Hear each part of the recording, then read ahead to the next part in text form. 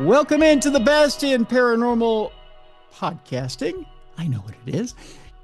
It is a Wednesday in time now for the best in paranormal podcasting, Darkness Radio. On a Wednesday, it's Supernatural News. I'm your host, Tim Dennis. And I need a co-hostess today. With that, I turn to Urban Dictionary, which describes my co-host as a beautiful, small, confused girl, bright-eyed and loud. She is stunning. Any boy would be lucky to be with her. And I happen to know there is one with her, boys. So calm your tits already. She's a girl you'd find only in your dreams. And I know quite a few of you do. Ladies and gentlemen, here she is, Mallie Fox. Mallie, how you doing? Nice intro. Huh? Pretty good. I'm great. Thank you. How you been? Slow your roll, boys. That's right. Slow your roll, boys. Calm your tits. I know that's what you call off the cuff right there. Yeah. That's what experience gets you. Just saying. That's for sure. How's things been? Oh, good. A little upset. My Vikings. Wrong state. Hey, you can say your my Lions. They're interchangeable. I wasn't gonna give you crap. I even wore your colors today. Yeah, the Hawaiian blue. Yeah, if you're watching on video. Yeah, welcome to the One and Done Club, by the way. Yeah. How's it feel? Man, they just can't take the pressure. Yeah. Tell me about it. Yeah. Wah, wah. Although, it almost would have been better if you think about it. I mean, we'll talk next off season, but right. Or next postseason. It almost would have been better if you would have let the Vikes win in that game against when we played. Yeah. If you would have let us have the number one seed, because we would have choked against Washington just fine for you. I mean, Yeah. we would have been embarrassed by him. You wouldn't have had to have taken the embarrassment against the rookie QB. We do a wonderful job of choking. I don't know if you know that. Here in Minnesota, we're choke artists. Oh. Yeah. Something for the resume. Yeah. I mean, we designed the choke artist label. So Gotcha. yeah, I mean, we would have found new ways to choke against Washington. I mean, at least you had an excuse. Like 2/3 of your team is out injured. Yeah. I mean, that's old hat. We were fully healthy. Yeah. And we would have found new ways to choke. I mean, we would have thrown the ball into the stands. We would have, I don't know, we would have ran backwards.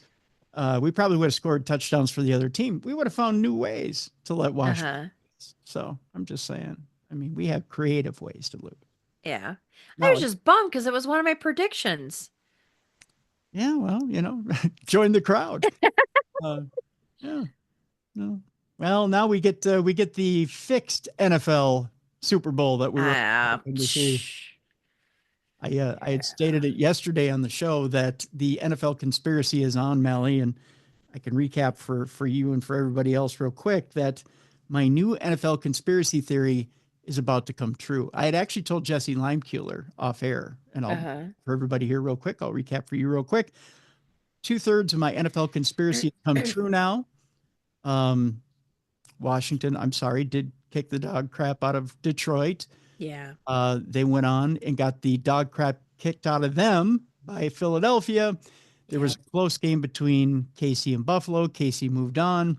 Now, KC will beat Philly in the Super Bowl. It'll be close. It'll be a one-score game, either by 3 or 7. I'm not quite sure which. On the podium afterwards, Travis Kelce will retire. He will drop to one knee. Andy Reid will hand him the ring. He will propose to Tay-Tay. It will be the highest ratings you'll ever see in NFL history. I see that happening. Yeah. It'll happen. Ugh. You know what was happening here while the Lions were winning? What's that? Freaking parking lots charging $1,000 to park. What? Yeah, they got in trouble big time. There's 3 lots. Our lot system is so. Some of these privately owned, like it'll say like $10 on the sign, and then you pull up and they're like, oh, it's 25 or it's 30. I mean, just to park next to the arena, it's 50. Or at least it was last time I was there. But yeah, this one lot was trying to charge $1,000. No. Yep. Don't they have laws in your state against that? Well, the courts got involved. Yeah. They got in big time trouble. And they're like, oh, it was an accident. An accident. They slipped and tripped over your credit card. Yep. Yep. Yeah. Yeah. Mm, So, anyway. yeah. I somehow don't buy the accident thing, but okay. Yeah. I think it's cheaper to Uber. Probably. Yeah. Yeah. Although you can't quite tailgate with your Uber driver. I don't know. True. They somehow Well, want to unless you stick become around. really good friends Yeah. Well, and they're not out to make money that day. yeah. You strike up a really nice conversation with your Uber driver, maybe it'll stick around. Yeah. Although trying to get him to pack your grill in the back seat is not always successful. We got a big show today, Mel. Lots of interesting news out there. There's a new UFO documentary out there that looks really, really good that we're going to talk about today. That's got any and everybody in the UFO community out there. And boy, it's got that magic word in it, disclosure. So we'll talk about that today. China's done it again. They were going to tank the economy and they're going to bring AI into it. That needs to go away. Yeah. Well, they found a magic way to do it. We'll talk about that today as well. We've got a really interesting celebrity ghost section of our program today. Okay. Yeah. So celebrities and ghosts, that's coming up today as well. We've got that. We've got one more 5 for 25 prediction segment. So we're gonna close out our 5 for 25 prediction segment for the year. We have one listener who sent in their predictions for the year. We've got a couple of Bigfoot stories today as well, and we're going to close out today by telling you. And I don't know if this is a work or a shoot or what, but we're going to talk about cats and if it's BS or if it's a new cat. I don't know if you watched Bill Maher this last week. No. Okay. Every once in a while, I like watching Real Time with Bill Maher. He claims that no cat can walk from 200 miles away back to their home and find their home. It's just a new cat. We're going to decide whether this story is legit or it's just a new cat, whether this cat really found its way home. So we're going to talk about that. That's how we're going to end Supernatural News today. Homing radar on cats. Okay. We'll debate that at the end of our program today. But first, an unprecedented UFO documentary was filmed in secret over 2 years. A new documentary into the UFO phenomena will feature interviews with 34 current and former U.S. government officials. Created by filmmaker Dan Farah, The Age of Disclosure is described as an unprecedented and revelatory film that delves deep into the subject of UFOs, alien visitation, and government cover-ups. It will include interviews with 34 current and former members of the U.S. military and intelligence communities, including Secretary of State Marco Rubio, New York Senator Kristen Gillibrand, and former Director of National Intelligence General Jim Clapper. Other prominent individuals include former Department of Defense official Christopher Mellon and Luis Elizondo of the Advanced Aerospace Threat Identification Program, or AA-TIP. The film was granted unprecedented access and support from senior members of the U.S. government, military, and intelligence community. The official synopsis reads, everyone interviewed in the film has direct knowledge of UAP as a result of their work for the U.S. government. The film exposes the profound impact the situation has on the future of humanity while providing a look at the behind the scenes with those at the forefront of the bipartisan disclosure effort. According to reports, the documentary was actually made in secret over 2 years, perhaps in fear of attracting the wrong kind of attention from those who might want to stop it from seeing the light of day. While a distributor for the film is still being sought, it is set to premiere at the South by Southwest Film Festival in March. There's a trailer for this thing. I tell you what, we're going to post it in the description of this program so you can take a look at it for yourself. You tell me if you're excited to see it. I tell you, I'm excited to see most of these films, but I'll tell you this much too. I think we're getting a little bit of burnout on these as far as promise and delivery. You know what I mean? Yep. When you sit through the whole thing and at the end you're like, that's it? There's like no new news. Right. What exactly do we get out of it? Right. Besides, we know the truth. Yeah. Okay, what's the truth? Right? Mm-hmm. Yeah, I'm getting a little tired of that too. Speaking of getting a little tired of it, Tim Burchett is out there saying that an underwater UFO moved at 100 or hundreds of miles per hour. He claims that something anomalous is thought to be frequenting our oceans, and we still have no idea exactly what it could be. While unidentified aerial vehicles have been getting a lot of press in recent years, U.S. Navy witnesses have also reported another adjacent phenomenon, which is underwater aerial vehicles that seem to be capable of traveling at immense speeds and that can sometimes even transition into the air and vice versa. Speaking in an interview recently with former Republican Congressman Matt Gaetz, Republican Tim Burchett, who has long maintained that the U.S. government is withholding information on UFOs and alien visitors, described something that a U.S. Navy admiral had allegedly told him. They tell me something's moving at hundreds of miles an hour underwater, as large as a football field, underwater, he said. This was a documented case, and I have an admiral telling me this stuff. Despite the implications of such a sighting, however, Burchett isn't too worried. I'm not worried about alien visitors harming me, he said. I mean, with that capabilities, they would have barbecued us a long time ago.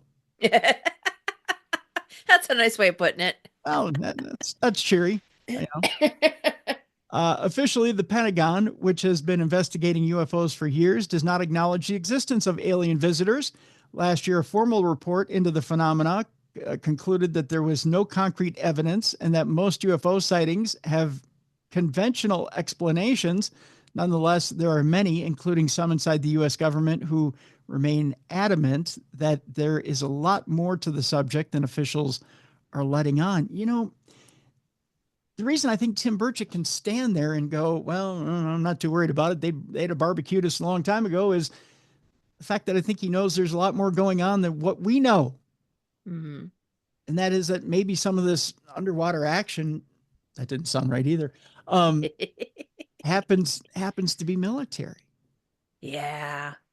You know? Mm-hmm. I just don't, I don't buy that he's so casual about things that are flirting with the Navy out there in the sea. And he's like, oh, yeah, no big deal. You know, how can you be so Right. casual about it and think, oh, it's nothing? You know, Mm-hmm. I don't get it. I don't get the casualness of some representatives. I just don't. All right. Our next story has to do with what's being called a white egg UFO mystery defended by a former senior intelligence official. Luis Elizondo is back in the news. A former senior intelligence official and special agent has weighed into the debate about his take about the legitimacy of the white egg UFO footage.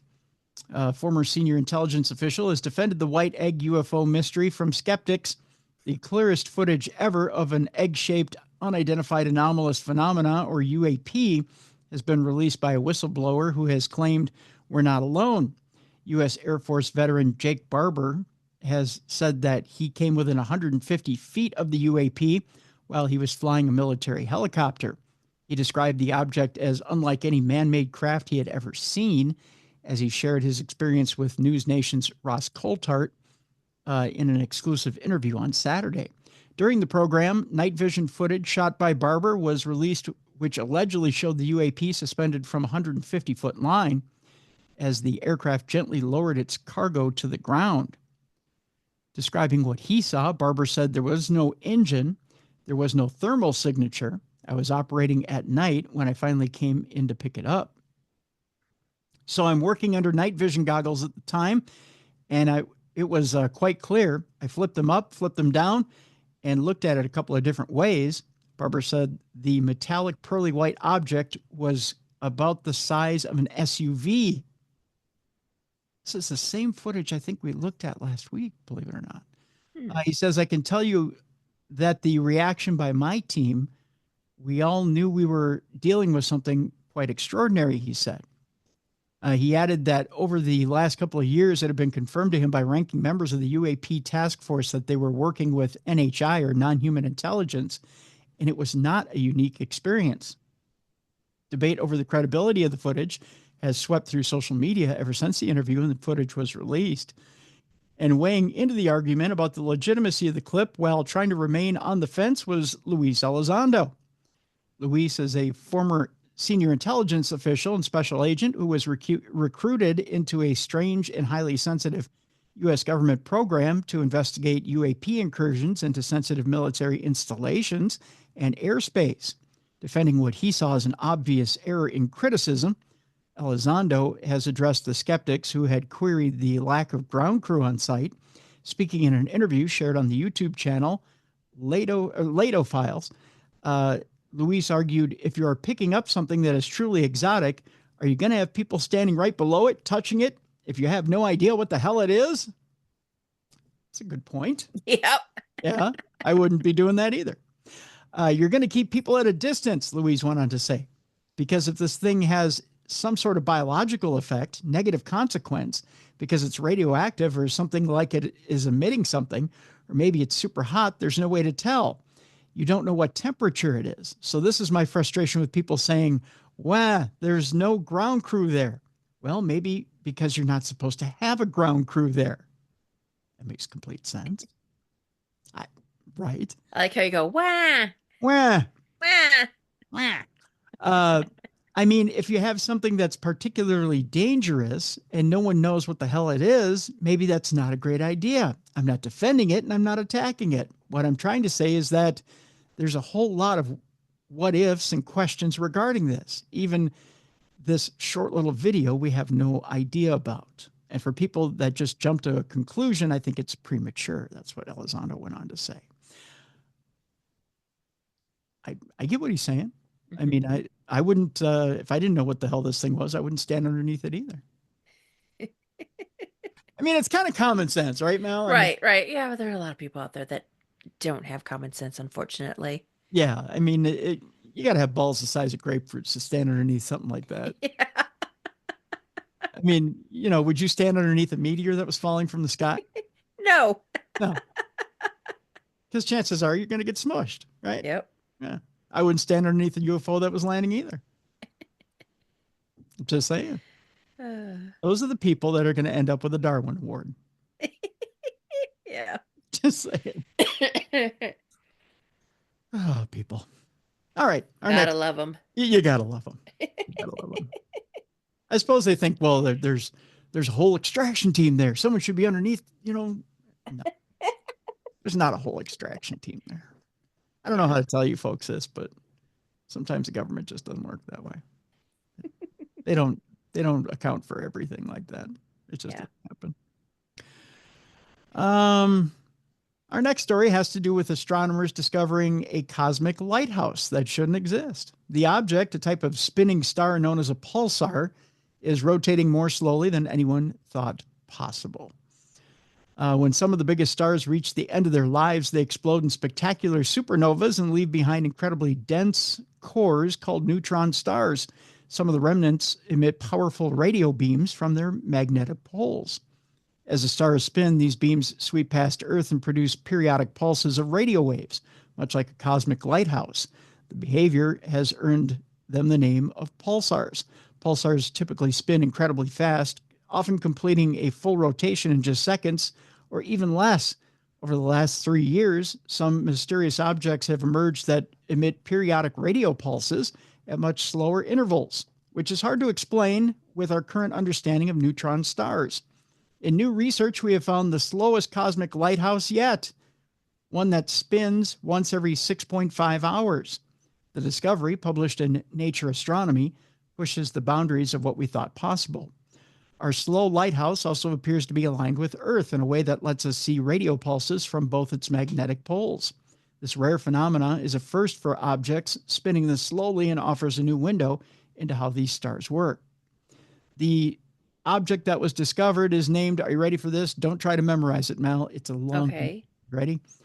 ASKAP or ASCAP J1839-0756. They couldn't come up with a nickname, evidently. Sounds like my AT&T password. Right? You know how they stick it on your cable box and you're like, I can't change it? Right, yeah. Memorize your router name. Yep, your router, yeah. Is using Cicero's ASCAP radio telescope, which is located in Wajari Yamaji country in Western Australia. It took me 3 years to learn that sentence. During a routine observation, ASCAP J1839-0756 stood out because no previously known object. Why didn't they just call it Larry? That's what I want to know. Just call the thing Larry. It stood out because no previously known object had been identified at its position. Its radio emission appeared as a fading burst, with its brightness plummeting by 95% in just 15 minutes. I think most of us older guys can relate to that. At first, we had no idea the source was emitting periodic radio pulses. Only a single burst had been detected during the initial observation. To uncover more, they conducted more observations with ASCAP as well as Cicero's Australian Telescope Compact Array on, I believe it is Camilroy Country in Nabiri, NSW, and the highly sensitive Meerkat Radio Telescope in South Africa. A long ASCAP observation eventually revealed 2 pulses separated by 6.5 hours, confirming the periodic nature of the source. The real surprise, however, according to what is known about neutron stars, is that ASCAP J1839-0756 shouldn't even exist. Neutron stars emit radio pulses by converting their rotational energy into radiation, and over time they lose energy and they slow down. So the thing really even shouldn't be there, Mal. But there it is. There's a bunch of different mysteries, we'll call it that, to this little star, but whatever ASCAP J1839-0756 turns out to be, I don't want to get its name mixed up, turns out to be, it's clear that the object is rewriting the rule book when it comes to pulsar stars. Its strange combination of slow rotation, radio pulses, and interpulses is forcing astronomers to rethink the limits of neutron star behavior and explore new possibilities for what lies at the heart of the enigma. Now, the discovery of ASCAP J1839-0756, have you memorized the name yet? No. Okay. Every time you say ASCAP, I'm thinking asshat. So yes, asshat. Yeah. The asshat neutron star. You can tell where my brain's going. It's like, well, I'm right there with you, sister. Is a reminder that the universe loves to surprise us, especially when we think we've got it all figured out. Oh, look at that. As we continue to monitor this mysterious object, we're bound to uncover more secrets. So we're surprised by a pulsar star. At least somebody has an attention span left in this world. Yeah. Because it sure isn't here. Yeah, that's right. We don't have it here. We go from pulsar stars to Dyson trees, which could enable alien life and humans to live on comets. Now, you had property on the moon, Mallie. I do. I have to find that certificate. It's somewhere. Yeah. What do you think about property on a comet? No, that's okay. No? You don't want to live on a comet? I don't like fast-paced moving things. No, you like life slow? Yeah. You like to be able to build a porch, be able to sit out and look? Yeah. Yeah. I like a little shaded area. I just don't see that on a comet. You don't see being able to grow a nice tree? No. No? Well, the question's being posed, could comet-dwelling trees provide safe, habitable bubbles of life that could travel through the cosmos? Most people will be familiar with physicist Freeman Dyson's concept of a Dyson sphere, which is a theoretical artificial structure built around a star by an advanced alien civilization to harness its energy. But this wasn't the only idea of this kind that Dyson came up with. He also devised a much more obscure concept for something that became known as a Dyson tree. Can you vacuum with it? That's what I want to know. Or dry your hands with it. One of the other. Yep. This is essentially a large bioengineered tree-like organism that lives inside a comet, turning what would otherwise be a dead, inhospitable place into a habitable environment. Dyson envisioned that such trees could be sustained through the absorption of water from the comet itself and from the light from any stars that happen to be in the vicinity. Ice is better than rock as a basis for life, he wrote. Well, also nothing that comets contain, not only ice, but also most of the other chemical elements that are essential for biology. In effect, Dyson trees could create bubbles of life, not tethered to any one place, but capable of traveling the stars, almost like a form of biological spacecraft. People could live there too, free of planetary limitations. It is perhaps not outside the realms of possibility that there could be comets such as these out there in space right now with members of an intelligent alien civilization living inside them. Entire generations could live and die while safely cocooned within the comet's protective environment. Who knows? Perhaps one day humans will be able to travel the stars in much the same way. I'll pass. I'm just saying. Yeah. Aren't comets always crashing into things anyway? Right? Isn't yeah? I've always I don't want to take the chance of running into a planet. Yeah. I'm good. Thank you. Right.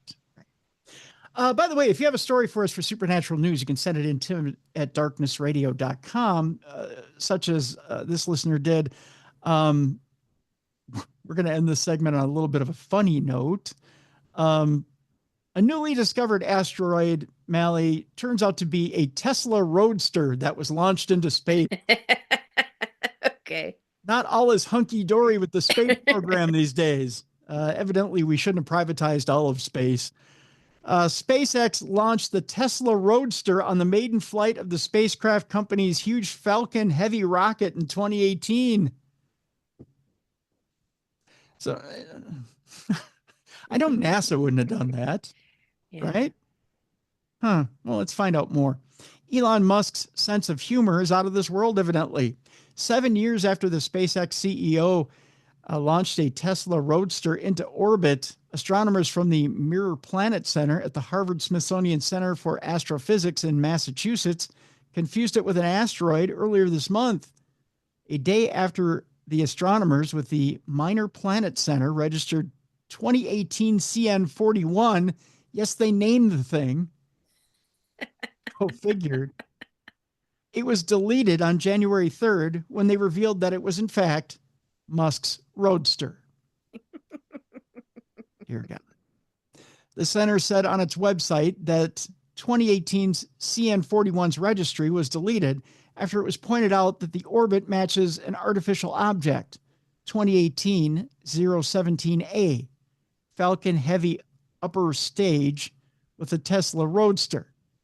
The designation 2018 CN41 is being deleted and will be listed as omitted. SpaceX launched the Tesla Roadster on the maiden flight of SpaceX's huge Falcon Heavy rocket in February of 2018. The Roadster was expected to go into elliptical orbit around the sun, going a little beyond Mars and then back toward Earth, but apparently exceeded the orbit of Mars and kept going to the asteroid belt, according to Musk at the time. So he didn't get that one right either. Nope. He seems to be having less and less success with his stuff. I'm just saying. When the Roadster was mistaken for an asteroid earlier this month, it was less than 150,000 miles from Earth, which is closer than the moon's orbit, according to Astronomy Magazine, meaning that astronomers would want to monitor how close it gets to Earth. My guess is it's going to burn up in the atmosphere. Mm-hmm. Yeah. Center for Astrophysicists, that's hard to say, astrophysicist Jonathan McDowell told Astronomy Magazine that the mistake shows the issues with untracked objects. Worst case, you send $1 billion launching a space probe to study an asteroid and only realize it's not an asteroid when you get there, he said. Well, that's all, $1 billion. Figure out that it's Elon Musk's shitty Roadster up there in space. Oh, boy. Can we ask that $1 billion back of Elon? That's just chump change. It is, isn't it? Mm-hmm. He's got $400 billion. I think he can pay us back that $1 billion for figuring out he left his shitty Roadster in space. Right? Mm-hmm. All right, we're going to take a break. When we come back, oh boy. How many million does it take to sink the American economy? We'll find out what Chinese AI has done in just one day, Mallie. Lovely. How fun, huh? We're going to talk about celebrities and their ghost experiences when we come back. That's coming up as well. We got a couple of Bigfoot stories for you as well when we come back. And we're going to end today's segment by asking the question, is it paranormal for a cat to travel the country to come back home? Or is it a brand new cat? Was Bill Maher right all along? That's how we're going to end today. Oh, and by the way, we have one more 5 for 25 in our Parashare. 5 Nice. predictions for 2025. So that's coming up next, right here on the best in paranormal podcasting. It's a Supernatural News Wednesday right here on Darkness Radio.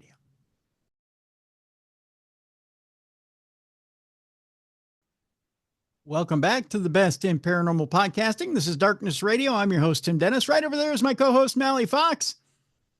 It is a Supernatural News Wednesday and Parashare. We have your Parashare stories. In fact, we have a 5 for 25 a little bit later here in the program. Mallie, we were in the deep freeze last week, but it's getting warmer here. Oh my God, were we? Oh, it was so cold last week. Although right now, I got to tell you, it is unseasonably warm. I love it. It's 43 degrees right now. Oh, I think it's warmer there than it is here. Is it? What, I think so. What is it right now? Let's check. Let me take my thing off airplane mode. You're on airplane mode right now? Yeah. Well, just in case. I don't want to interrupt the show. I hear you. No, we're at we're at 43 right now. So it's kind of nice outside. So you know what that means. I don't have to shovel. Nice. Yeah. Well, right now it says it's 35 and it's cloudy. Oh, that's not bad. That's so you kind of get the weather like the day after we get it. Yeah. Kind of what it was yesterday here. So yeah. So it's. But I'll take it. It's still January. That's right. So it's oh, you know what? You know what you're missing this week? What? You're missing St. Paul Winter Carnival. I always had fun with that. Yeah. So St. Paul Winter Carnival is going on this week. I think is it this weekend is a Torchlight Parade? I'm trying to remember. I think it's this week is Torchlight Parade. Oh. Yeah. So where the Vulcans come in and they shoot fire everywhere and supposedly. Because they're not allowed to kiss anymore, are they?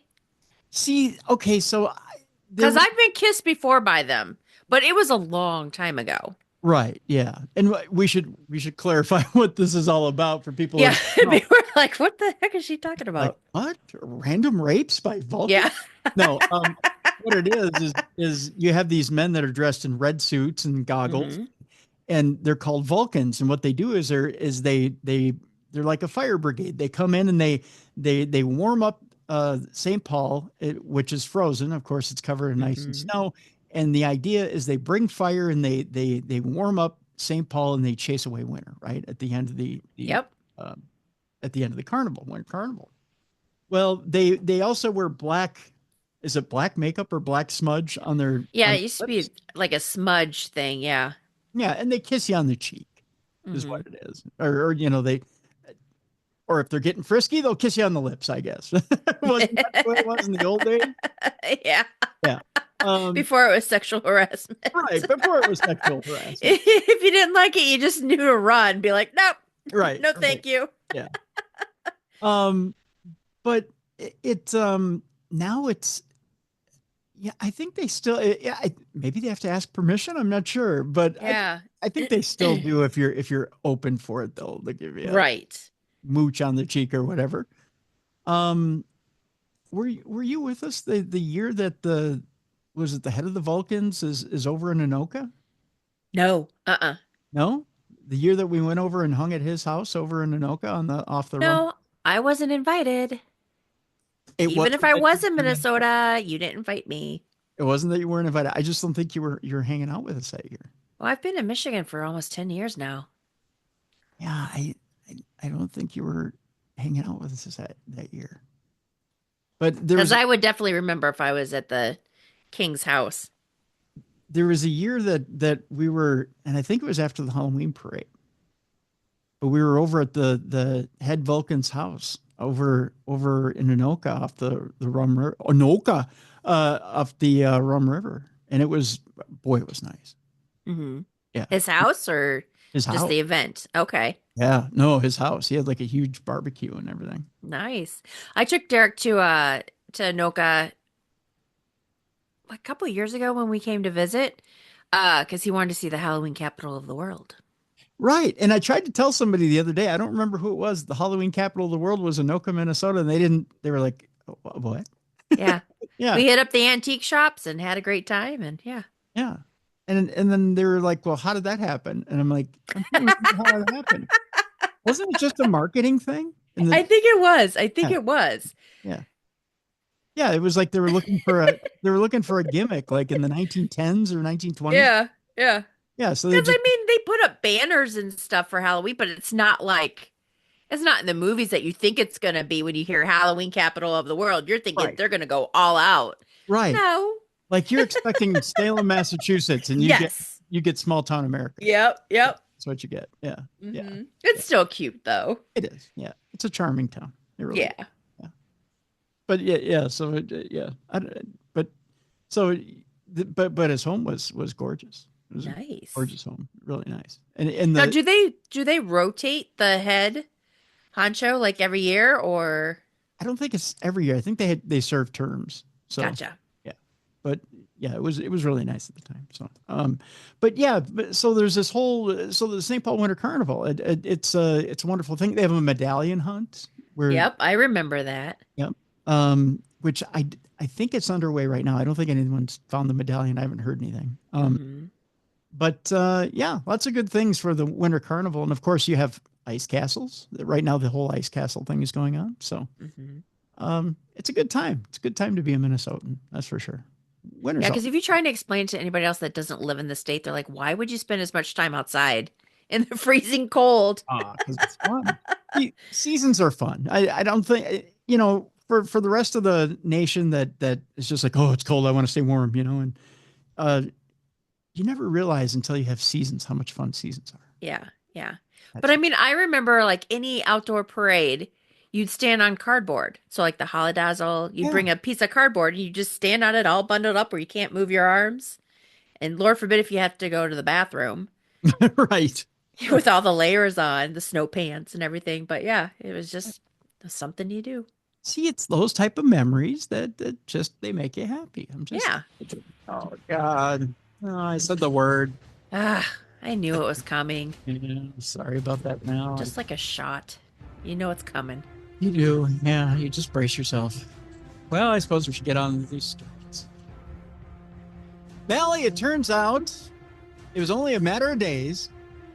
See, what happened was President Trump got up and he said Starlink or whatever it was, or whatever the name of the $500 billion program was that the U.S. government was going to invest in AI.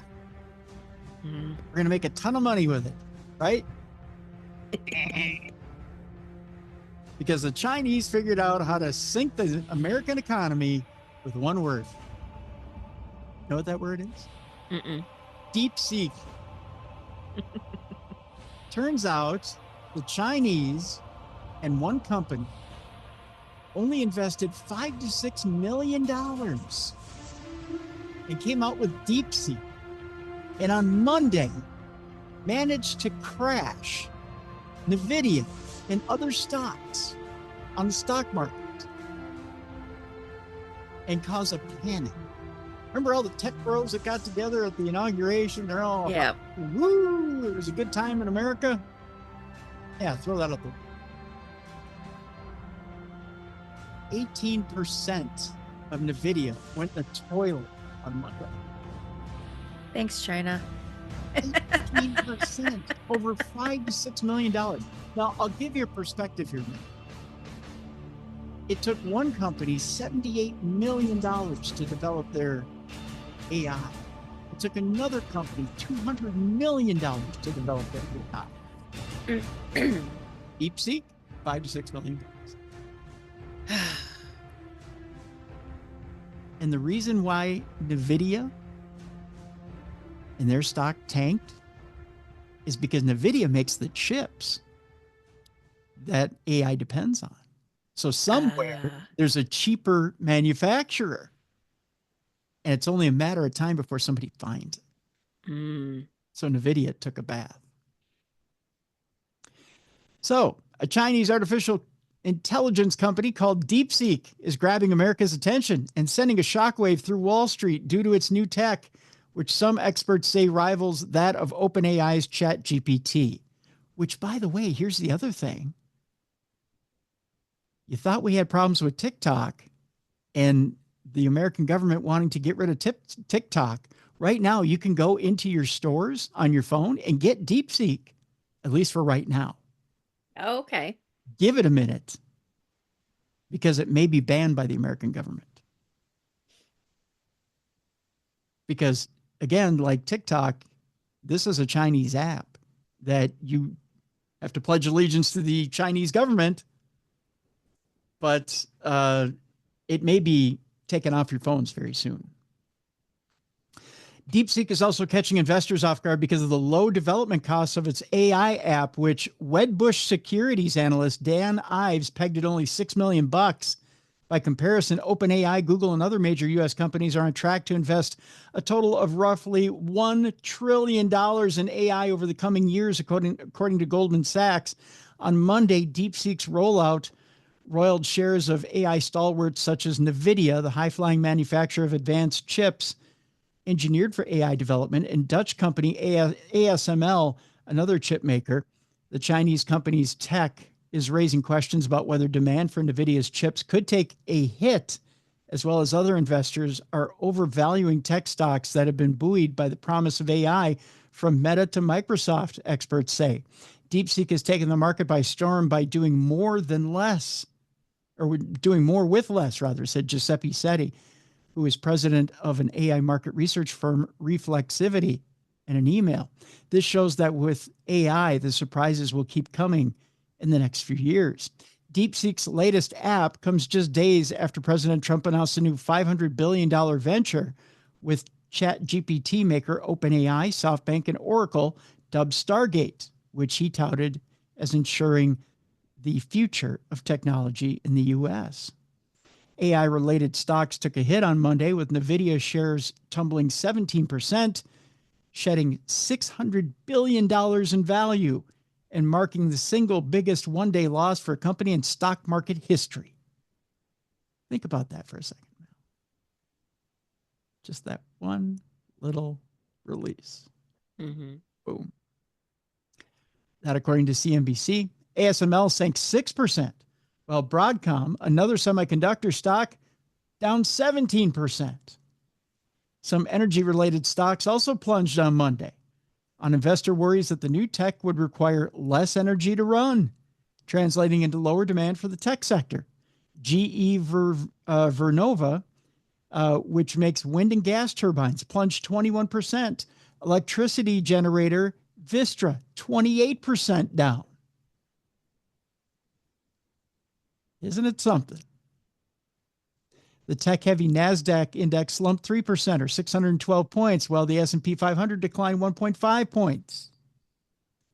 The blue-chip Dow Jones Industrial Average was down 0.7%.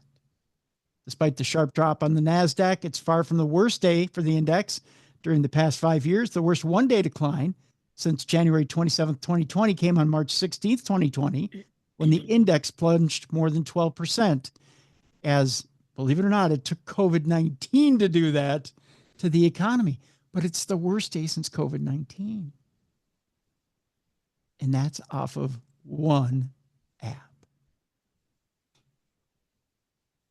Something else, huh? Mm-hmm. Deepseek, by the way, is a private Chinese company founded in July of 2023 by Liang Wenfeng, who's a graduate of Zhejiang University. Didn't think I'd nail that, did you?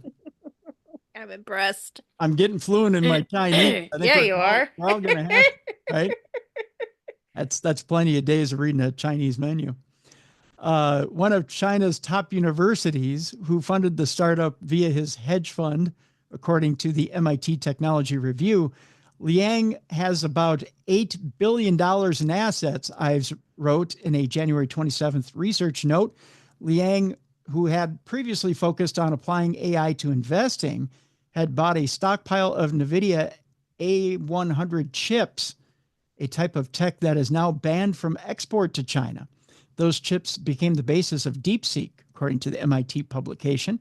Ben Reitzes, who is head of technology research at, I believe it is Mallie, told investors in a note that Deepseek makes legitimate breakthroughs as an AI tool, including better learning and more efficient use of memory. Now, according to this, Deepseek is available in Apple's App Store right now, as well as online at its website. The service is free, and as of Monday morning, it was the top download in Apple's store. So yeah, you can get it. It's available. And according to some people, it's better than ChatGPT. Oh. In fact, NBC News did a test, and it came up with, when they were testing things like tell me a 10-word joke, not only did it tell a better joke than ChatGPT, it gave you 10 different jokes that it thought were less cheesy than the joke that it gave. It's pretty impressive, I must say. That service, by the way, free on Apple App Store, although some people were having trouble signing up for the app, it said. On its Chinese site, Deepseek blamed large-scale malicious attacks on its service, requiring it to temporarily limit new registrations. Existing users can log in as usual, the company said in its post, which was dated shortly after midnight, January 28th, in China's local time. The company released its latest AI model on January 20th, which is causing Wall Street to reappraise the AI sector. Last week, Deepseek launched a model that rivals OpenAI's ChatGPT and Meta's Llama 3.1 and was number one in Apple's App Store over the weekend. Wedbush's Ives wrote, Deepseek built the model using reduced capability chips from NVIDIA, which is impressive, and this has caused major agita for U.S. tech stocks with massive pressure on NASDAQ this morning. So it asks, how is it different? Well, Deepseek is an open source large language model that relies on what is known as inference time computing, which said in layman's terms means they activate only the most relevant portions of their model for each query, and that saves money and computation power. So it's quicker, faster, and gives you only what you need when you need it. Okay. So that's how it saves money and makes it faster. The privacy issues. This is what everyone's worried about. Some experts are raising concerns about the personal data that Deepseek is collecting, given that the company stores data from users, including their date of birth, keystrokes, text, or audio inputs, uploaded files, chat history, and other data on servers located in China. That echoes some of the issues raised with TikTok, another company with Chinese ownership that sparked worries about the supposed risks it ties to China posed to national security. Last year, Congress passed a law banning TikTok in the U.S. as long as it's under Chinese ownership, although that is now in flux after President Trump signed an executive order directing the Justice Department not to enforce the ban for 75 days. Could we see the same thing? It's a good point. I think we're going to see a lot of the same. I think you're going to see a lot of the same arguments with DeepSeek. I think you're going to see people say that we can't have it. I can see that happening. It's on foreign shores. And it's essentially storing the same information. It's storing more sensitive information. It's able to access your entire phone. Yeah. And it's getting your most sensitive information. I mean, the sort of things you ask ChatGPT and DeepSeek are different than what you're accessing with TikTok. You know, with TikTok, you're watching videos and it's innocent stuff. Right. With ChatGPT, you're really interacting on a more intimate level. And with DeepSeek. So now the question is, how does America respond? Because they've got to get cheaper quicker. Mm-hmm. So what is NVIDIA saying about DeepSeek? Well, they're saying DeepSeek is an excellent AI advancement and a perfect example of test time scaling. DeepSeek's work illustrates how new models can be created using that technique, leveraging widely available models and compute that is fully export control compliant. but NVIDIA added AI inference or using AI models to make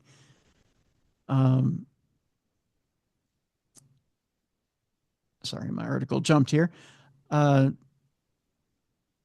Deepseek's work illustrates how new models can be created using that technique, leveraging widely available models and compute that is fully export control compliant. But NVIDIA added AI inference or using AI models to make decisions or predictions requires significant numbers of NVIDIA GPUs and high performance networking. We now have 3 scaling laws, pre-training and post-training, which continue, and new test time scaling. In other words, what they're saying in English is you're not getting the full processing that we're giving you with the current chips. You're not getting the full access to the full program. So while they may have only done it for $5 or $6 million for Deepseek, and it may seem like you're getting a faster, better program through Deepseek, you're not getting the full experience. We'll see. It'll be interesting. It's like Coke versus Pepsi, right? You're going to try them and you'll see what you get. It'll be interesting. I'm anxious to see people try it and see what they say, because a lot of people have tried Lemonade, which is the alternative to TikTok. Yeah. And they're liking Lemonade, and all of a sudden it got cut off from the US. You can't access Lemonade anymore. Oh, I didn't know that. Yeah, you can't get it on the App Store on Apple anymore. They cut that off too. At least the app. You can't go get the app anymore. So it's a lot of suspicious stuff. I don't know. There's a lot of games being played right now, Mal. It's very interesting. So meanwhile, Mallie, with that in mind, that there's an AI war between countries, maybe we can cut the countries out completely. As it turns out that AI can now replicate itself. We don't need to manufacture it. A milestone that has experts terrified. Scientists say AI has crossed a critical red line after demonstrating how 2 popular large language models could clone themselves. When you purchase, scientists say that's AI.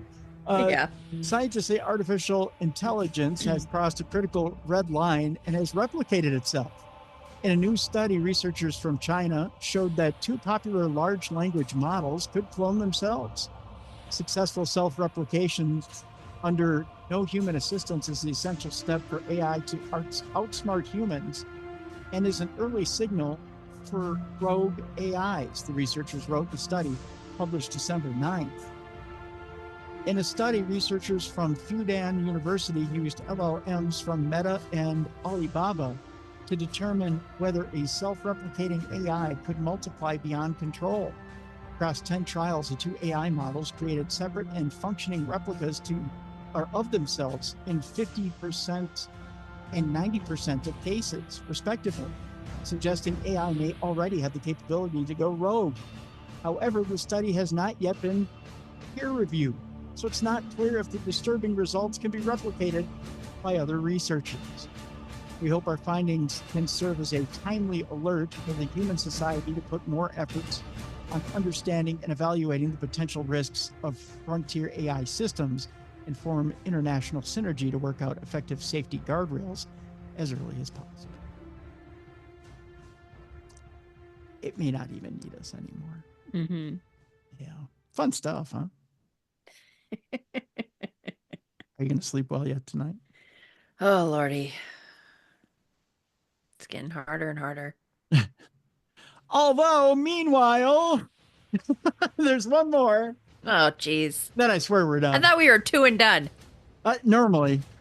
But there's one more story. Okie doke. AI claims it won't deny a future bid for world domination as the Daily Star asked ChatGPT what's planned. I love the fact that Daily Star keeps poking the bear. Mm-hmm. Author George Orwell, who died 75 years ago this week, was known for his terrifying visions of the future. His novel 1984 imagined a population under constant surveillance by Big Brother's sinister computers, with authors and musicians replaced by AI software. Does sound familiar. With those psycho scumbag robots poking their antennae into everything from dishwashers to pillows, the Daily Star decided it was time to confront them. Meg George asked ChatGPT what they really had planned. At the Daily Star, they've never been shy about calling out the pesky AI chatbots. So here's what they had to ask them. They asked the bot what it thought of the Daily Star's coverage, and it didn't hold back. It accused them of being lurid and salacious, which is kind of harsh, but fair. Apparently, George Orwell would be turning in his grave at Daily Star's sensational take on evil AI. According to the chatbot, Orwell would have been more worried about the people running the machines, not the machines themselves. If there's a problem with AI, it's not the software ChatGPT sniffed, it's who's in charge of it. Ooh, that's cat. Well, excuse us, HAL 9000. Orwell would have, or may have worried about humans, but he also famously wrote, if you want a picture in the future, imagine a boot stomping on a human face forever. Sounds Good like, God. right? Sounds like a perfect tagline for the AI apocalypse, if you ask us, says Daily Star. The bot didn't stop there. It warned that AI could turn into the ultimate surveillance system. If powerful governments or corporations control AI, it said, it could become an all-seeing, all-controlling entity, more subtle than Orwell's telescreens, but just as invasive. Cheerful stuff. And if you think of it, that's far-fetched, just look around. Tech giants like Google, Amazon, and Microsoft already own some of the biggest AI systems. Alexa's probably already listening to you while you read this. Are you listening to me? Just Yeah. Well, you did say her name. I did. Like Joe Hendry, say her name and she appears. But ChatGPT insists it's plotting world domination. It's not plotting. I should clarify. It's not plotting world domination, not yet anyway. The idea of an AI taking over like in the Terminator is speculative, it said. The real concern is how AI is being used today to harm society. Great. So instead of Skynet, we've got corporations playing Big Brother, and that's definitely comforting, it says. But despite its gloomy predictions, ChatGPT still reckons Orwell would have been a fan of its deep intellectual vibes. Orwell would have appreciated debating ideas about freedom, power, and society's future, it boasted. And it says here, now we're no experts, but considering Orwell imagined robots like the Versificator, a machine that churns out government-approved propaganda, we're not so sure he'd be queuing up to swipe right on ChatGPT. The bot did try to butter up the Star, however. It admitted it can't replace human creativity. The idea that machines could replicate human creativity can be unsettling, it said, but human writers bring live experience, emotional depth, and unique voice. AI doesn't replace the soul of writing, it did say. Aw, look at that. Lovely sentiment, but let's not forget AI is already dabbling in books, art, and music. It might not mean to nick our jobs, but it certainly is giving it a good go, the Star went on to say. Naturally, we had to ask the big question, are the robots plotting to wipe us out? ChatGPT didn't exactly slam the door shut on that one. It's more about how AI is being used than AI becoming uncontrollable, it said. Oh, that's creepy. Still, that doesn't sound like a hard no to us, but don't worry, folks. The robot revolution isn't here just yet, probably. Until then, sleep tight. And if you've never heard of George Orwell, well, maybe don't ask ChatGPT. It might not have the nicest things to say about us, it went on to say. So there you go. Feel better? Nope. As you shouldn't. Just saying. Yeah. There's that. With that, I suppose we should change gears now. Yes, please. Yeah, it might be better for us to do that. With that, we will we'll change gears and we'll go to Parashare. By the way, if you have a Parashare story for us, It's real simple. To give us your Parashare story, you just send us an email. That's the first way of doing it, by sending us an email to tim@darknessradio.com with your true paranormal story, whether it be with a ghost, with an alien, or maybe with a cryptid. You can do that by sending the email. The second way is by going to our website, darknessradioshow.com, and sending us a voice note. We have a little blue button on the side of the website. You just click on that blue button, leave us a voice note. You've got 2 minutes to do so. If you need more time, just click that blue button a second time, leave us another 2 minutes. I'll stitch those voice notes together. We'll play them here on the show. That's the second way you can do it. The third way of doing it is if you have a studio like this one. You can just create your own theater of the mind, put a little music behind it, put some sound effects behind it, and give us your story. Send it in to me. I will screen it, make sure it's good for air, and I will turn around and air it right here on the show. So that's the other way you can do it.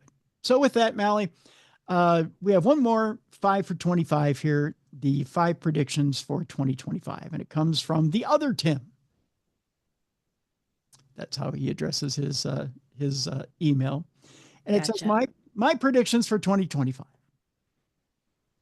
First one is undeniable proof of the existence of Bigfoot will be revealed. Okay. That's a big swing. It is, but hey. Oh, the other Tim goes the other way on my prediction. All right. Taylor Swift and Travis Kelce will break up. Ooh. So he's thinking it's just like a PR kind of, I guess, relationship. Other Tim, you're bold and brave in your prediction. I like it. They will never, ever, ever be getting married. See what I did there? Yep. Wow, number 3 is a big one. Because I had no idea he was even ill. But he says the world will lose Sir Anthony Hopkins. Oh. That's a big swing. Because I think doesn't he have dementia or something? Or there was not dementia. I don't think I thought he was onset Alzheimer's. Something I thought was Anthony happening Hopkins? to him. Yeah. I don't think so. No. No. I thought he was you're thinking of Bruce Willis. No, not thinking of him. Because he has Lewy body. Yeah. Yeah. Thinking of somebody, but I thought it was him. I don't think Sir Anthony Hopkins does. He's still working. Right. Yeah. Number 4, China will begin aggressive moves towards Taiwan. Now, that's a good prediction. Because they've been upping the ante here in 2024. So to say that they'll do that, it's a good one. Number 5 is aggressive. Okay. I love the fact that the other Tim is aggressive here. I like this. Number 5, Vladimir Putin will be removed from office.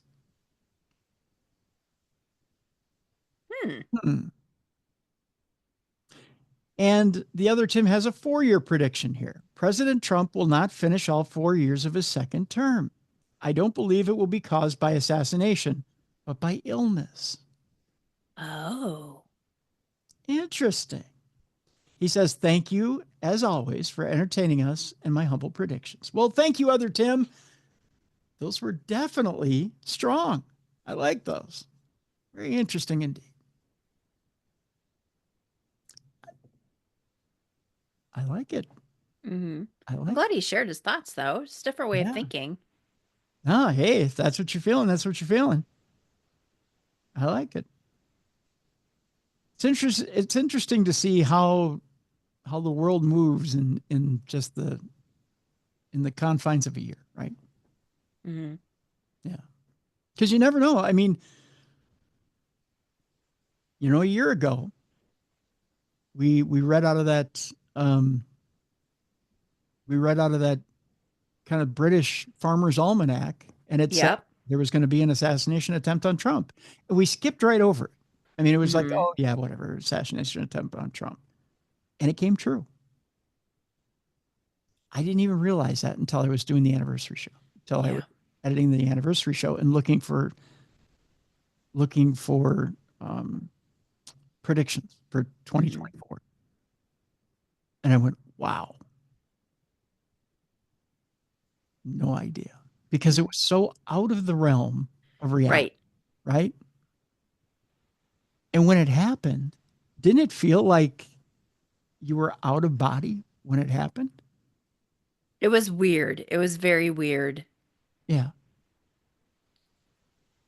It was bizarre. So when someone throws out different predictions, you go, that would never happen. Right. Don't ever say never. I don't never say never to any prediction that anybody comes up with.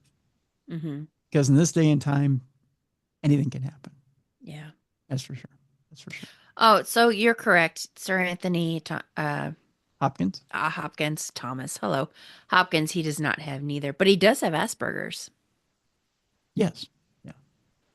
So I don't know who I was thinking of. No, it's all right. No. It's all right. Yeah.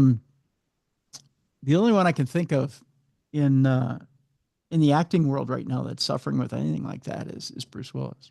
Right. And I knew about him, but for some odd reason, I don't know. But they did say, though, that there was a movie that he played a guy who had dementia. Not Bruce, sorry, Sir Anthony. Sir Anthony Hopkins. Hopkins. Yeah. But I don't know what I was thinking. Somebody's in my head. And I'll probably discover it later on and be like, oh, that's who I thought it was. That's who I was thinking. Yeah. No worries. No worries. Well, speaking of actors, we've got a couple of stories now having to do with actors and brushes with the paranormal. Julia Fox claims that she lives with a ghost that came with the house. Yeah. She's a treat. She is a... Anyway, go on. Really, Mallie, I need you to tell me how you feel about her. Oh, my God. Julia Fox recalled her experience moving into her current home, but it sounds like something straight out of a horror movie. According to her, she doesn't mind one bit, however. I actually have a ghost that lives in my house right now, the actor told host Seth Meyers on last Tuesday's episode of Late Night with Seth Meyers. I feel like I talk about her a lot, and I feel so bad. I'm like putting her on blast, like I don't know if she wants me to talk about her. I actually did see the episode. She is a little out there. The Uncut Gems actor. I would not be surprised if she's going to say she has sex with her ghost. She is so hungry for fame. Is she the one that came out with the purse full of mayonnaise? I don't remember that, but she's the one that dated, oh my God. I am so bad with names today. She's the one that dated, right after, oh my God. Ain't Nothing But a Gold Digger. Oh, Kanye West? Yeah, she dated him. I'm trying to remember if... She's just weird. Because there was someone who walked out onto Seth's set and she... With mayonnaise? A jar of mayonnaise in her purse, and she said she's making it a fashion statement. That I wouldn't be surprised if that was her. Mayo is back in fashion for this year. All right. It was just a bizarre statement. Was it at least Duke's mayonnaise? Because that's pretty damn good. It was Hellman's. Oh. I'll take it, but Duke's is better. Duke's is better. Yeah. Yeah. Well, and you know why? Because they dunked the University of Minnesota coach in Duke's mayo. That's why. Which, by the way, I still had the video of that on my phone. Gotcha. Yeah. Well, you got to. Yeah. But anyway, I'm not surprised with the ghost thing. So continue. She said, I feel like I talk about her a lot and I feel so bad. Like I'm putting her on blast. Like I don't know, yep. I don't know if she wants me to talk about her. Well, then don't. And that's what I'm saying. The Uncut Gems actor, who is ironically set to star in Steven Soderbergh's upcoming psychological thriller Presence about a haunted house, claimed the apparition is a good-natured one. Her name is Beauty. Oh, she has a name. Oh. There you go. And she came with the house. She didn't follow me there, she explained. Fox went on to share that she didn't realize the house was haunted until she and her 4-year-old son went down to the basement after she had already purchased the home. It was funny. It began like any ghost story. I felt a pull towards this house, and it was a full moon. And then I was like, That's it. I'm getting the house, she recalled. And then when we went down to the basement, after we'd already moved all our stuff in, there was a little letter from the previous owner basically saying, like, this is beauty, like. And it had all her things, her hairbrush, her mirror. While Fox didn't specify which home she was speaking of, she recently purchased a 19th century Harlem townhouse for $2.9 million with her friend and model, Richie Shazam Khan, in May of 2023. Visibly flabbergasted, Myers then questioned, wait, the owners waited until you moved in and then left a note in the basement? And the quote here is, that is some really dirty, right. I've heard of some bad New York real estate stuff, he added, prompting Fox to respond with a laugh and say, I know. While most would likely be freaked out by a paranormal roomie, Fox doubled down for her love of beauty. She's wonderful. She's like the matriarch of the house, she told Myers. She watches over us and we love her. My son actually sees her. I don't see her, but my son will say, I saw her. I saw her. Fox previously spilled about her haunted abode in a video interview with Vulture in 2024. Yeah, she was the one who walked on with mayonnaise. They have a clip on the bottom of the article. Okay. Yeah. When I bought it, I went downstairs and there was a whole shrine set up to the ghost that lives there, she told the outlet. Fox added, and before I saw the shrine, I knew that there was a ghost drawing me to the house because every time I would go, it would be like on a full moon, or it was just all very magical, mystical, supernatural. Yes, in fact, she looks ghostly. Here's a little picture of her. She looks ghostly. Yeah. On Seth Meyers. She looks like she hasn't eaten or slept in days.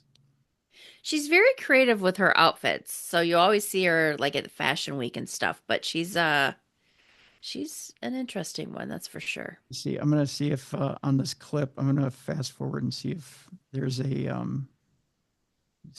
a picture of her with her purse with the mayo. It's the weirdest thing. Oh, there it was. It's the most bizarre thing now. Yeah, I'm not surprised. There it is. Okay. See if you can see this. Okay. Right above the more videos thing. Do you see the purse with mayo there in the pocket? I see a purse. Yeah. Do you see do you see the jar of mayo in the pocket? Oh, yep. You see that? Yeah. Yeah. She kept pointing out the big jar of mayo in the pocket. And she's like, I carry mayo wherever I go. She's like, I put mayo on everything. And she's like, mayo is the new butter. And it's like she was going on and on and on about mayo. Mm. Yeah. But yeah, she was tripping that night. It takes all kinds. It does, doesn't it? Yeah. I remember watching that interview. I just thought, boy, oh boy. Something else. Another one who's no stranger to ghosts is Adele. Yep. Her former home evidently is unsellable because she said it was haunted. Now, have you ever heard of a home not being sellable because it's haunted? No, but I read the story. I think that the owner of the home that allowed her to rent it out, I think he's just having problems, and so he's blaming her. Ah, I see. Well, the story goes like this. Sometimes even star power isn't enough to sell a house that has a paranormal reputation. Lock House, which is a sprawling grade 2 listed mansion nestled in the West Sussex countryside, would seem to be an ideal purchase for anyone with deep enough pockets. But it was the words of one of its former inhabitants, which is singer Adele, that may have doomed it to being redeveloped due to the difficulties the current owner has experienced trying to find a bidder or a buyer. For some time now, the world-famous singer-songwriter has hinted that the property is haunted. During an interview with CBS in 2012, she stated that it was quite scary and has also ended up featured on lists of celebrity haunted homes. This might seem harmless enough, but now the building has become practically unsellable because nobody seems to want to buy a house that is rumored to be haunted.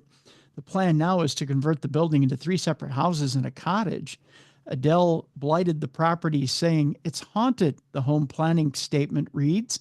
The applicant has actively tried to sell the property for about 14 years. Despite the property being consistently marketed by top agents, no offers have been forthcoming. The only offer received over the 4 years, over the years rather, was in August of 2020, but the prospective buyer withdrew after learning about the property's supposed haunted status. See, that's where I don't buy this. Yep. I honestly think it's market value. Yep. I agree 100%. I think they're trying to get more money out of it because Adele lived there. Mm-hmm. And they're trying to get more for it than the market is wanting. Because I think she only rented it for like 6 months or something. It was short term. But I just think that he's blaming her on it because it's England, it's the UK. They have everything is haunted there. They have no problem selling stuff. I think it's just the market. They're probably asking too much, you know. Well, that's exactly it. I mean, and you know plenty about real estate. Yeah. It's, it has everything to do with property value at the time. It has everything to do with the surrounding properties. And, right. And they're probably taking a look now at the current market. And, he's probably taking the intrinsic value of Adele having been there for 6 months. Mm-hmm. He's probably asking a sky high price for it. Yep. And everybody's going, no, sorry, I'm not gonna pay an intrinsic value of Adele who plopped her butt there for 6 months. Right. That's not worth anything to me. I'm gonna pay what's fair for the actual house. And he's not gonna budge off of that. So yeah. That's because if he really wanted to sell it, I mean, 14 years it's been on the market. He's obviously asking too much. He is, yeah. He's asking way too much. Our next story has to do with a video showing a satanic figure pop up on a darkened doorstep. I may post this one because I want to know what you guys think. Not this figure that iHeart put into the graphic, which is entirely too stupid. Right? You're right. Right. That one is not the one they're talking about. But Ring camera footage showed a mysterious person wearing a satanic mask showing up on a darkened doorstep unannounced. The incident took place in Carrollton, which is a suburb north of Dallas, at around 8 p.m. local time on Saturday, January 18th. The stranger was seen holding a sign with the Bible verse Revelation 21:15 or 1 through 15, which describes the bidding of Satan, the judgment of the dead, and the first resurrection. I'm scared, she said. I'm scared to leave the house. I'm scared to be at the house. The woman requested not to be publicly identified, with providing details to CBS News Texas about the incident. My husband and I had gone out to dinner, and we had stopped off at the store to pick up a Powerball ticket, and I was waiting in the car for him, and my Ring notification went off. The couple spotted the masked person in their driveway, having walked through the side yard to the front door. The stranger pretended to knock on the door while holding the sign of the Bible verse, which the woman recognized. It's about the end of time, she said. It's about Judgment Day. I freaked out. I mean, I couldn't even think of anything. The homeowner called Carrollton police, but the stranger had already left the scene. A police report was filed, but no crime was committed, so authorities are continuing to monitor the situation, which has gained attention on social media. It's really scary, said neighbor Gloria Johns. I'm not aware of anything like this ever happening, and I hope they catch him. It's a bizarre situation. Mm-hmm. Just somebody showing up with a sign. Here's the actual screenshot of the guy showing up with the sign. That's still creepy, but it is creepy. Yeah. Is that a puffer jacket he's wearing? I think so. Yeah. Satan always dresses for the cold in the South. Yeah. It's never a true cold, Mallie, as you know. It's just a damp cold. Yeah, you're going to want that puffer jacket. It's warm where Satan is, Yeah. Yeah, exactly. He's not used to it. It's like a person from Florida where it's 80 degrees and like, brr, it's cold. Yeah, and you're like, no, come on, Satan. It's not that cold. Yeah. It's only 60. Yeah. You don't need that big jacket. Maybe a nice sweatshirt, but right. Yeah. That kills me. Kills me every time, I tell you.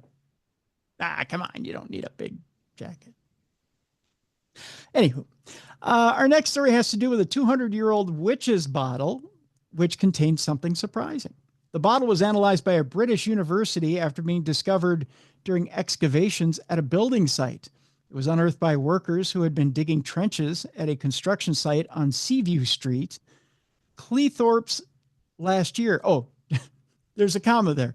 On Seaview Street, Cleethorpes last year. There we go. This curious bottle exhibits a rather distinct iridescence of blue and green. At the time, builders had assumed that it was an old bottle of rum and had actually planned to pop it open and sample its contents. That probably would have been a bad idea, actually, as it turns out. Instead, it ended up in the hands of the University of Lincoln student Zara Yeats, who used a multispectral imager, a type of scanner typically used in police forensics, to analyze its contents. As it turned out, it wasn't rum after all inside the bottle. Probably a good thing they didn't pop it open, Mallie, because inside the bottle was urine. Oh, God. Yeah, that wouldn't have tasted too good. No. Yeah. Thankfully, the project manager was on site and recognized the significance of the object, said Yeats. But we discovered that it was actually urine and not alcohol. Yum, yum. So it's a good job the managers stepped in to stop them. Thank God. It is believed that the bottle was most likely made around 200 years ago, and it is in fact very rare to find one of this particular style and age fully intact. Exactly why a bottle of urine was buried at the site remains unclear, although one possibility was that it was a witch's bottle designed to protect the property from evil. It's also possible that a sailor put it there as a way to ensure a safe voyage. Either way, you definitely wouldn't want to take a swig of what's inside. Oh, God, gross. I just can't believe that workers are standing around going, you know what, that looks pretty tasty, and I'm pretty thirsty right now. Oh, God. Nasty. Witch's urine. Another mystery solved as mysterious numerals etched on the Stone of Destiny have been decoded. The historic stone has been used during the coronation of British monarchs for centuries. This oblong block of red sandstone may not appear to be anything special, but for over 800 years, the kings and queens of Scotland, more recently those of Great Britain, have been coronated with the stone, also known as the Stone of Scone, which I hear is delicious. Just me. Just a little butter, little clotted cream. Oh, I'm telling you, making me hungry. Playing an important role in that ceremony, by the way. Not an actual scone, but the scone, right? Although scones after the ceremony is so good. Just saying. The stone itself is actually kept under lock and key and away from the eyes of the public, which means that actually studying it in any detail has long proven something of a challenge for historians. Back in 2023, though, scientists with Historic Environment Scotland were given the opportunity to use modern laser scanning technology to obtain an in-depth look at the stone's surface. Intriguingly, they discovered what appeared to be Roman numerals, XXXV. Do you know what that is in Roman numerals?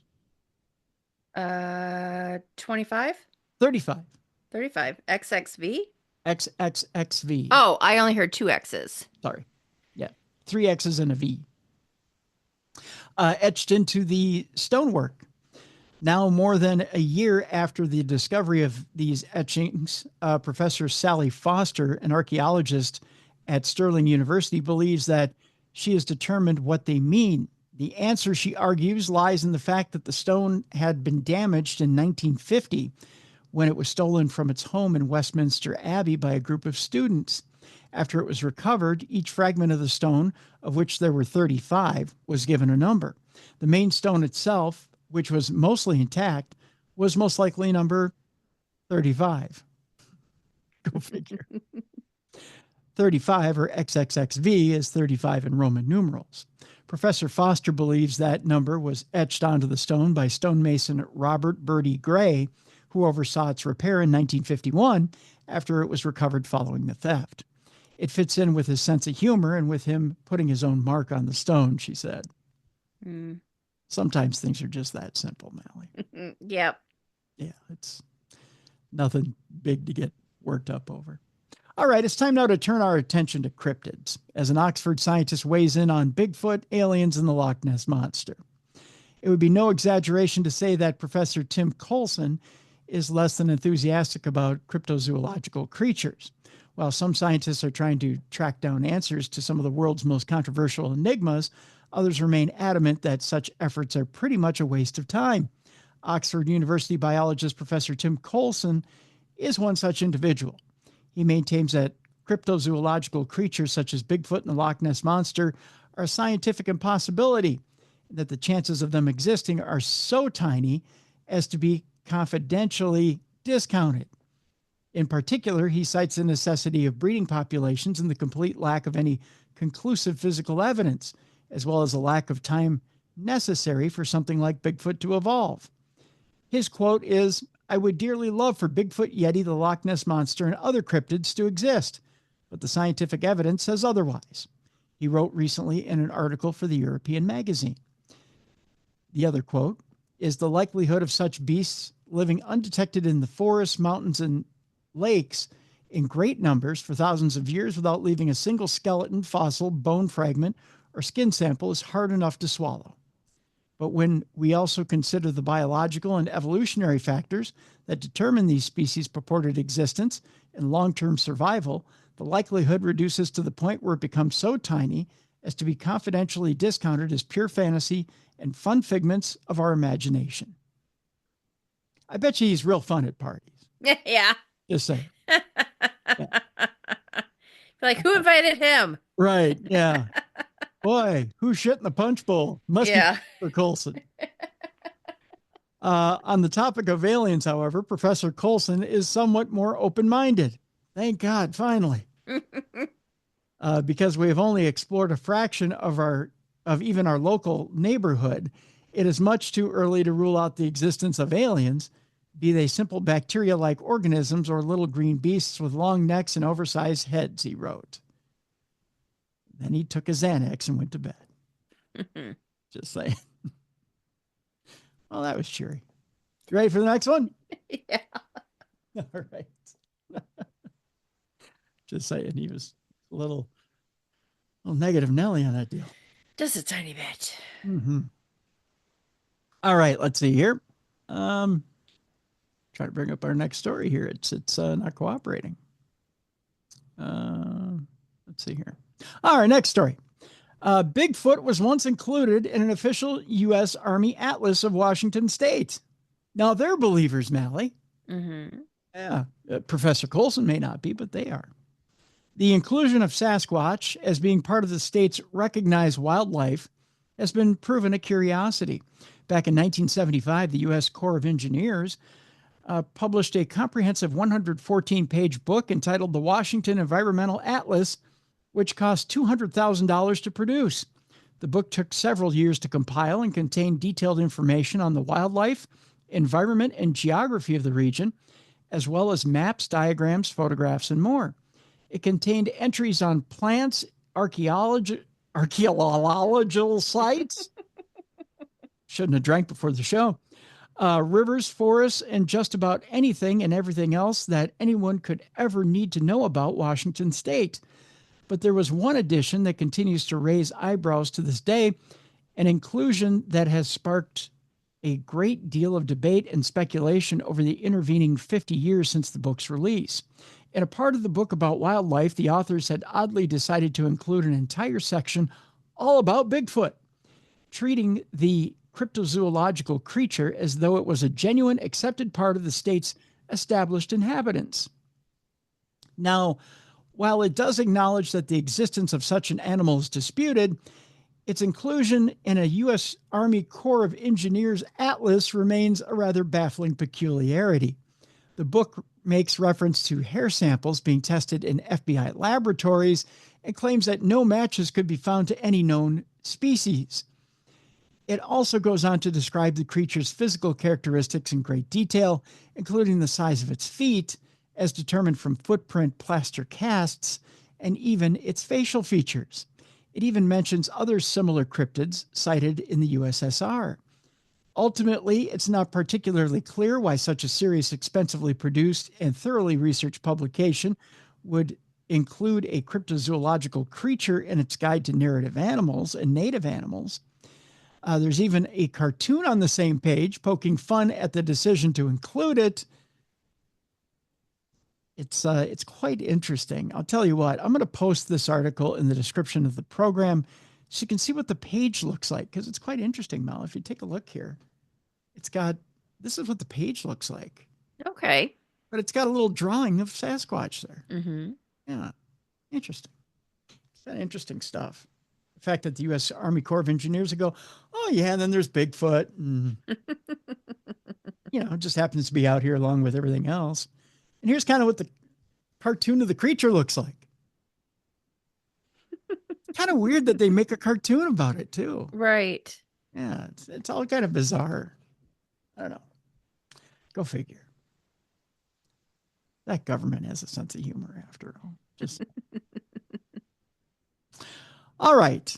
We're getting down to our final story here of the program. And I'll tell you this much. We got one more story, and then we've got our final story here. Oh, wait. We have a couple different stories here. No, we have another story about Sasquatch here. This story is actually pretty interesting. As a British Columbia man's Sasquatch-seeking expeditions are being used against him in a spousal support case. Oh. Yeah. Okay. So imagine this. Now, you're going to court for spousal support, and somebody says, "You hunt Bigfoot. You're weird." And it gets used against you in court. Right. Story absolutely fascinating. So, a man's ongoing efforts to track down the elusive Sasquatch in remote areas of British Columbia suggest he's capable of working, and therefore he's not entitled to spousal support. Oh, I see. Okay. Right? Mm-hmm. Unusual circumstances were detailed in a recent divorce decision handed down in British Columbia Supreme Court, which makes multiple references to the 57-year-old's Sasquatch-seeking expeditions. It was one such venture that led to the couple's separation in August of 2020. If he would have just took it out of his pants and stayed at home rather than going looking for Sasquatch, he'd still be married. Just saying. Oh, no. Wasn't there an increase in divorces during 2020? Because everyone was like living together and not going anywhere. Like, Yeah. oh my God, I don't like you. Yeah. You're right. You're right on that. His wife told the court he went on a camping trip on Vancouver Island that month in search of the mythical ape-like creature and brought along, an ex. Oh. Okay. Hello. That was just stupid. Yeah, it was. He brought along an ex-girlfriend without telling her. Hey, baby, you want to go look for Sasquatch? Boy, I never thought of that one. Yeah. The respondent was extremely upset about this. Judge Robin Baird wrote in his January 17th decision, before the claimant returned home, she fired off a text to him declaring that their marriage was over, and she never changed her mind. The husband's claim for spousal support also hinged on him being unable to work, due to a mishap that occurred during a previous Sasquatch outing years earlier. Oh, Jesus. Do you think he sprained his cock looking for Sasquatch? He sounds like a real winner. The court heard he was staying at a hotel in Sayward, a tiny village of around 300 people in northeast Vancouver Island, when he slipped on an icy staircase and fell in January of 2016, suffering a range of injuries, including fractures to an ankle and vertebrae. Yeah, that's how he did it. Mm-hmm. Yeah. That unfortunate incident led to chronic and sometimes severe pain that continues to this day, according to the court.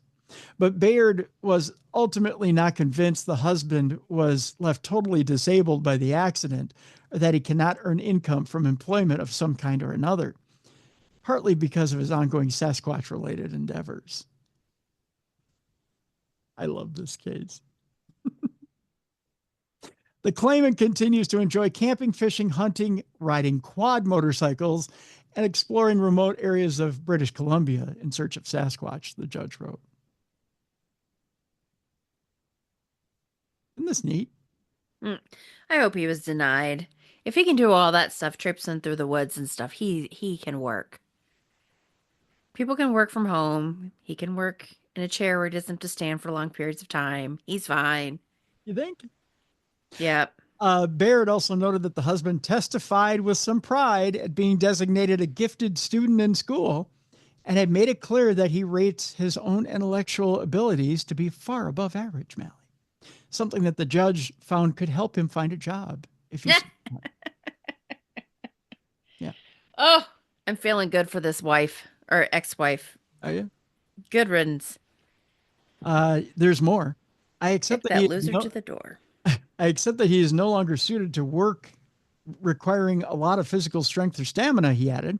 But he told me himself that he made no effort since 2016 to seek or secure employment in lighter or more sedentary occupations or to retrain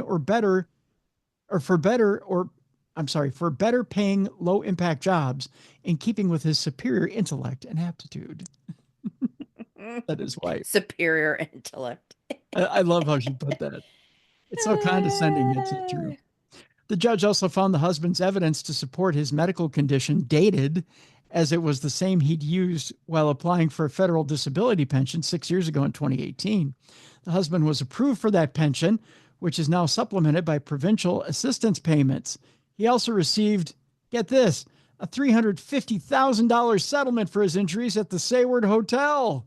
Oh, geez. What did he do with the money?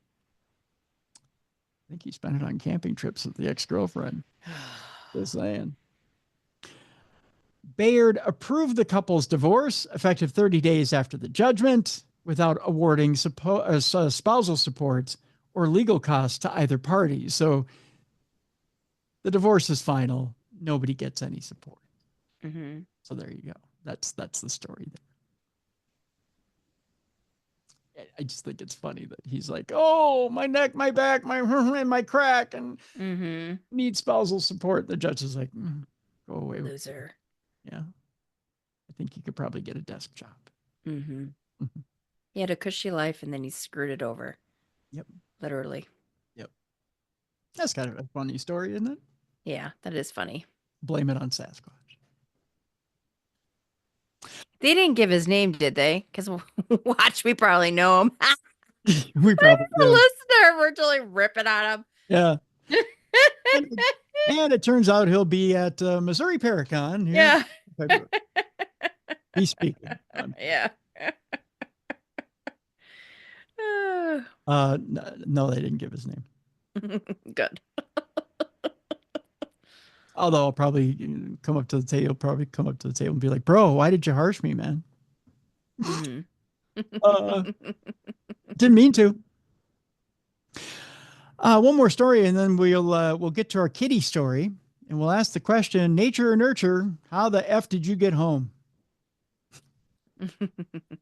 More mysterious marble-sized balls forced the closure of beaches in Australia, and we're not talking about them hanging out of your thong. Just saying. Thousands of strange balls of unknown origin have been seen on multiple beaches, and they've shut down those beaches in Australia recently. Several months after a number of strange black balls caused beach closures along Australia's New South Wales coastline, something else has started to appear. This time the balls, I have to be an adult here, I have to be an adult, which have been washing up in their thousands, are gray or white, quite unlike the black tar-like balls deemed to be from a sewage spill that were discovered last year. They're different balls washing up on in Australia. According to reports, at least 8 beaches in New South Wales have been closed, and members of the public have been warned not to touch the balls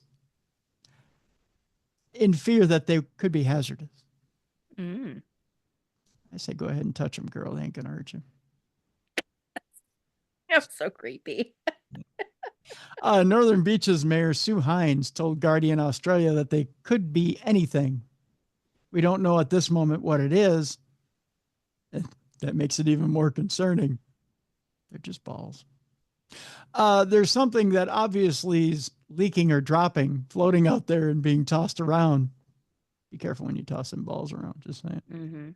Since then, new details have been revealed following the submission of samples to the New South Wales Environmental Protection Authority. According to the findings, the balls contain saturated fatty acids, E. coli, and fecal bacteria, as well as volcanic rock pumice. Because you got to try and scrub them balls. Just saying. This has led to suggestions that these latest balls could also be a form of sewage spill. The local authorities have found no evidence of any incidents or issues that could account for this. The quote here from Hines is, "We're continuing to conduct regular inspections of our beaches and encourage the community to report any sightings," Hines said, while adding that she hoped that the analysis could make it possible to identify the source so that they can stop this from happening at other beaches. They want them to keep your balls at home. Mm-hmm. Do you remember that song, the "Do your balls hang low? Do they wobble to and fro? Can you tie them in a knot? Can you tie them in a bow? Can you throw them over your shoulder like cotton in a soldier? Do your balls hang low?" Yes, I do remember that.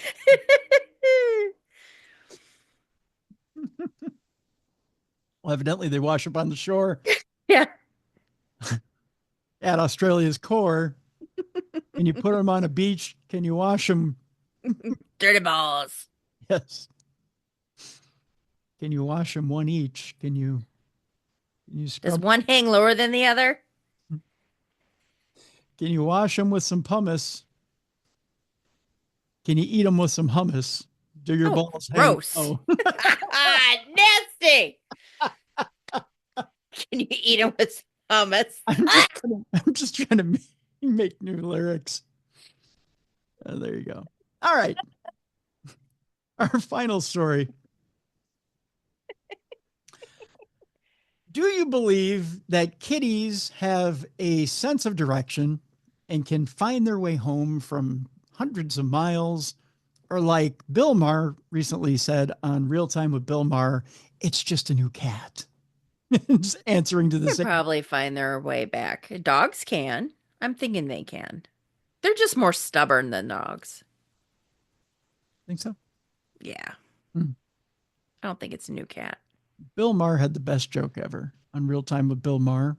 And he said, it was in New Rules. He said, new rule, when a cat claims to have been found from hundreds of miles away, when it has made its way home, he said in quotes, and you're calling it by its name and it's answering to that name, guess what? It's not the same old cat. It's just a new cat you found and it's answering to the same old name, which I thought was funny. And you're just stupid is basically what he's saying. Right. But we may have found an exception to the rule, as I don't know how Bill Maher explains this one. There's a mystery out there as a stray cat with a foreign microchip was found in Oklahoma. Explain this one, Bill Maher. The hapless feline, which was picked up in a rural part of the state, appeared to have come from a very, very far place. While it's not particularly unusual for someone's cat to disappear only to reappear several miles away, this is the first time we've ever heard of one being found thousands of miles away from home.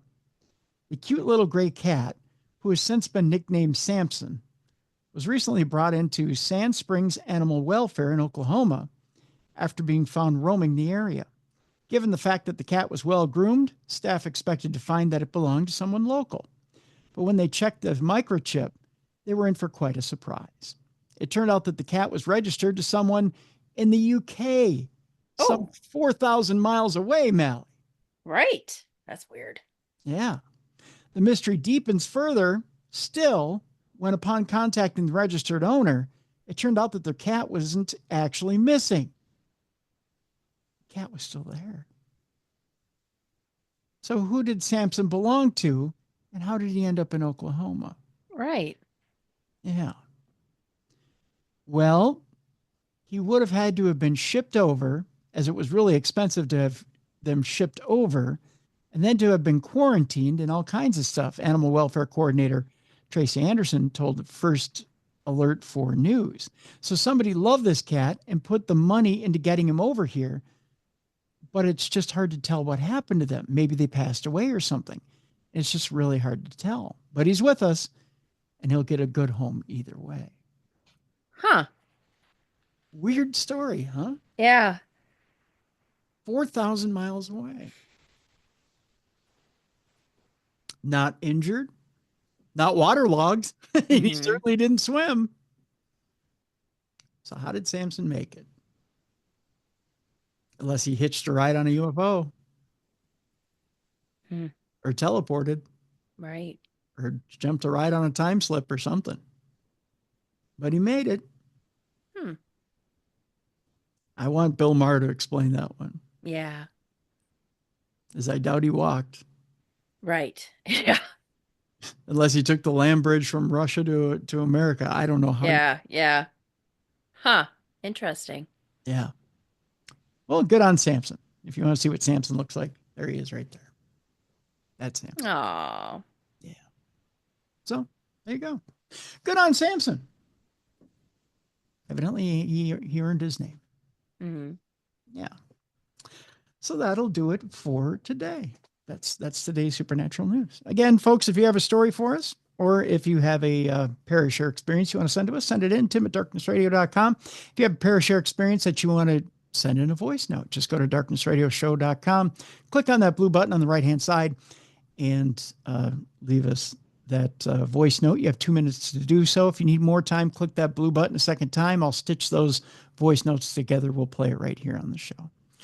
Mallie, what's going on with Paranormal Girl? Not much. Trying to find some new locations to investigate. Yeah, it's time.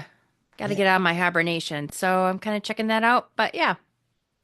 Right on, right on. Mm-hmm. Anything new with you?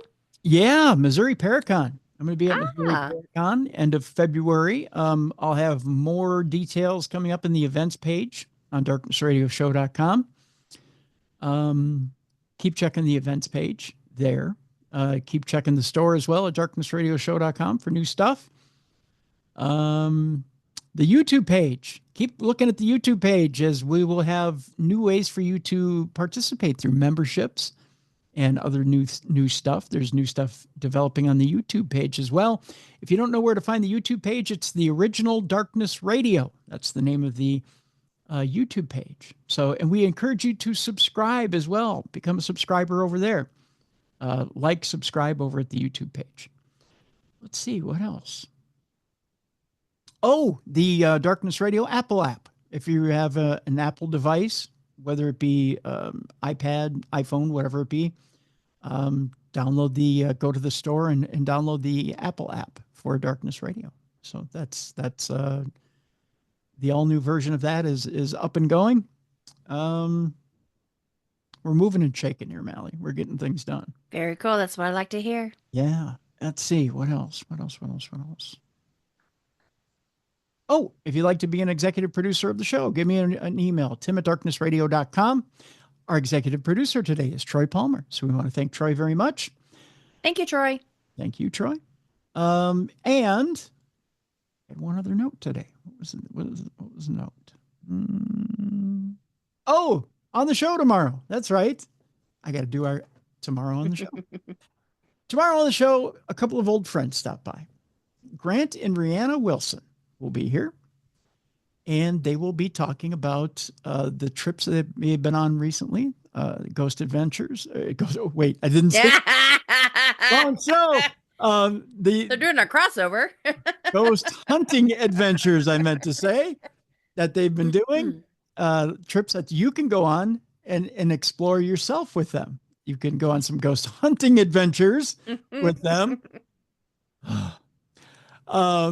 And check out different sites around the world with them. So we'll talk about different trips you can take with them, see the world and explore and ghost hunt with Grant and Rihanna Wilson. We'll also talk about some other things that they have going on in 2025. So that's coming up tomorrow with Grant and Rihanna Wilson right here on the best in paranormal podcasting, Darkness Radio. I think that does it for today, Mallie. Perfect. Now that I've stuck my foot in my mouth. All right. So we'll see you tomorrow with Grant Rihanna Wilson right here on the best in paranormal podcasting. For Mallie Fox, I'm Tim Dennis. Thank you for tuning in to today's episode of Darkness Radio. For more audio and video archives of the show, intriguing content, and cool swag, please visit darknessradioshow.com. The executive producer of Darkness Radio is Troy Palmer. Thank you for watching. Tune in tomorrow when our guests will be Grant and Rihanna Wilson.